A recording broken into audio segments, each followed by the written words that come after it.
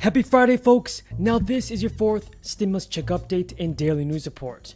So, the Biden administration have just announced that enhanced federal unemployment benefits are set to expire on September 6th. We all know that there are many Americans across the country still suffering from the crisis, and so a fourth stimulus check is definitely necessary. If you guys agree, leave a comment down below saying I agree. Earlier this year, as you know, we passed the American Rescue Plan, which helped put checks in people's pockets, shots in people's arms, and save small businesses and our economy.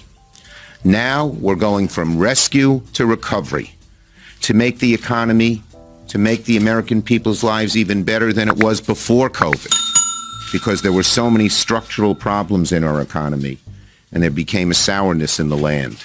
Now folks, you guys have to know this. Food stamp benefits will be raised more than 25% in October, and it's the program's biggest increase ever. Everybody, President Biden's administration has approved a significant and permanent increase in the levels of food aid available to needy families. And this is the largest single increase in the program's history. Food stamp benefits will rise more than 25% above the pre-crisis levels. And the increased assistance will be available indefinitely to all 42 million SNAP beneficiaries. And now this just makes it more clear. Today, instead of 50% of the elderly being poor, the number is too high, but it's down to 10%. And we're doing all of that at a very modest administrative cost. That many Americans are going to need a fourth stimulus check from the government.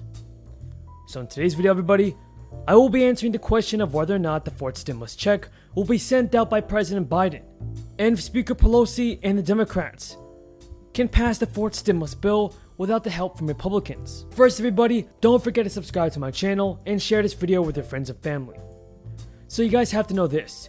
The Treasury Secretary Janet Yellen says that unemployment benefits have increased in response to the crisis, and President Biden believes that the crisis exposed some serious problems with the current unemployment system and that it requires immediate reform. So the president is calling on Congress to address the issue when it returns from recess. Folks, this crisis-related $300 weekly increase in benefits. Now, there's been a lot of misleading talk, which is no surprise, I guess, about what I'm proposing in my Build Back Better agenda. It's not a short-term stimulus. It's a long-term investment in American families. My Republican colleagues have argued that long-term investments in physical infrastructure will grow the economy and reduce inflationary pressures. And I thank them for that. They're exactly right. We agree on that.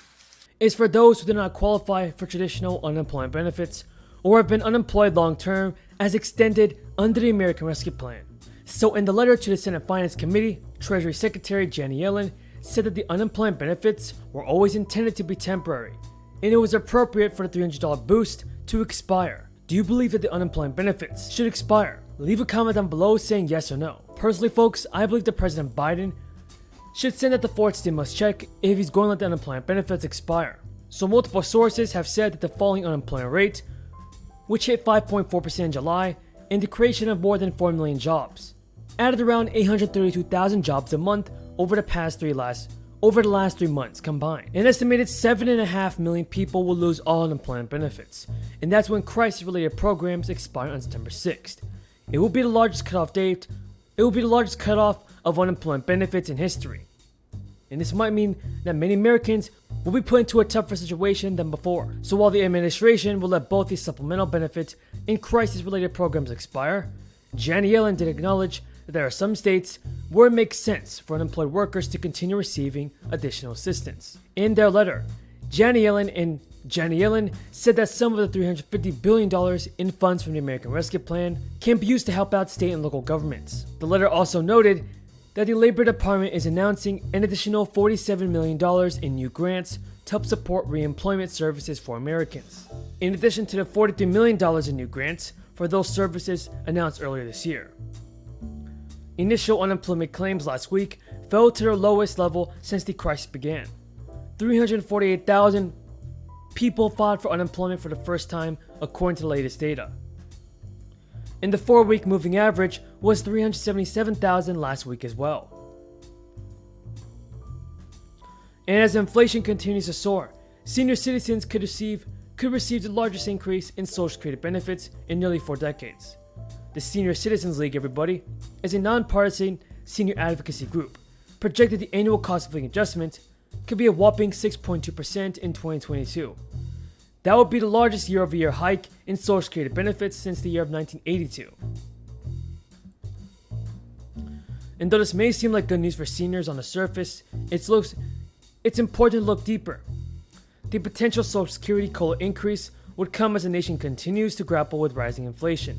The Consumer Price Index for all urban earners, which measures the price of goods and services, increased by 5.4% during a 12-month period from July.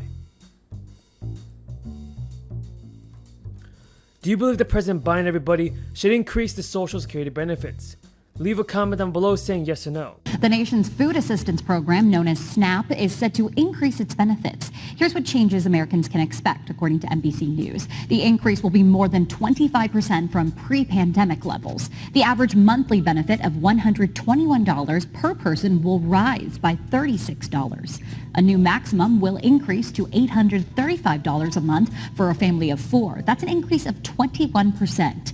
The program, formerly known as food stamps, was last revised in 2006. And with nearly 1 in 7 people in our region struggling with food insecurity during the pandemic, local food shelves are welcoming today's news. The same Republicans who slipped a $135 billion tax break for multimillionaires and billionaires into the last coronavirus relief package are now telling 29 million Americans who do not have enough food to eat that we cannot afford to help them feed their families. Mr. President, instead of listening to the needs of fossil fuel CEOs, we need to listen to the needs of working class Americans, the people who are hurting. Instead of providing more corporate welfare to billionaires and large corporations, we need to provide more economic relief to the tens of millions of Americans who are hurting economically.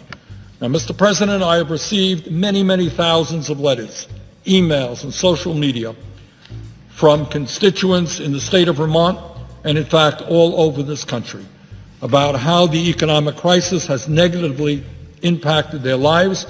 Clearly, in the midst of this unprecedented crisis, the Senate must act and act now, not with a skinny relief bill that does virtually nothing to help working families in their time of need, but with legislation that responds to the unprecedented economic pain and suffering that the American working class is experiencing. We need to make sure that every working class family in America, every working class person in America receives $2,000 a month until this crisis is over so they can pay the rent and put food on the table. We need